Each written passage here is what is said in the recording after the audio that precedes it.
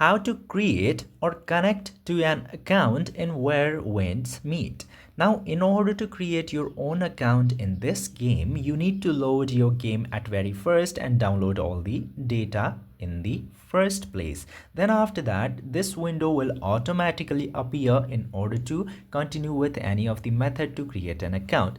If this window does not appear, you just simply need to go back into this page, or this page will automatically load. Now from here, you need to tap into this icon right here and then tap to this button. Then it will load this page. Now in order to continue or make account, you can use any of these 9 features in Android.